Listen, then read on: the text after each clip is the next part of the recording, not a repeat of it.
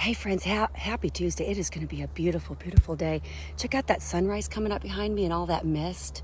Where I'm standing here, this is one of the prettiest viewpoints in Crocker. It's commonly referred to as picture window, and it's on the road that leads to the water tower in Crocker, but you can see for miles and miles. What I love about this is so many mornings, especially this time of year, I'll come by here and you'll see just a mist will cover the whole bottom.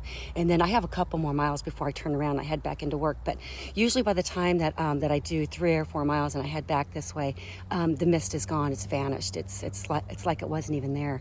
Which brings me to my point this morning that I wanted to share. You know, when I got up after doing Bible study, I went to put on my shoes and I laughed and I said to Larry, I said, man, if I had $1 for every time the Lord allowed me to lace up my shoes and go out for a run, I'd have a lot of money. But you know, it took a lot of self-reflection and a lot of years for me to realize that these runs are only by the grace of God. You know, in my 20s and 30s, I would say I'm going to do this tomorrow. I'm going to do this next year.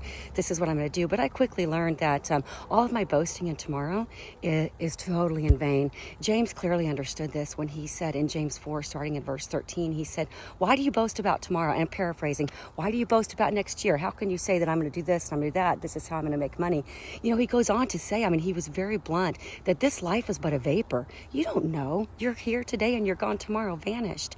So he said, and I love this, he said, instead we should say, if it's the Lord's will, I will live and I will do this and I will do that. You see, if for us to boast and saying, I'm going to do this and I'm going to do that, it's pretty arrogant for us to think that the Lord's even going to allow it, you know, that we're going to be able to do anything. So instead, it's with this humble submission to the Lord that we say, okay, Lord, my life is in your hands. My days were numbered before I was even born.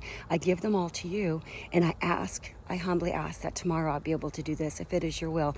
And then we give God the glory for it, for everything, for every day we're able to wake up, every run that we're able to get, with every day we're able to work. We just give God the glory for it and we thank him, acknowledging that everything comes from him, everything. Proverbs 16:9 says that in a man's heart, he devises his ways, but the Lord determines his steps. Let us never forget that. Have a most blessed Tuesday. God willing, I will make it back to work, and it's going to be a great day.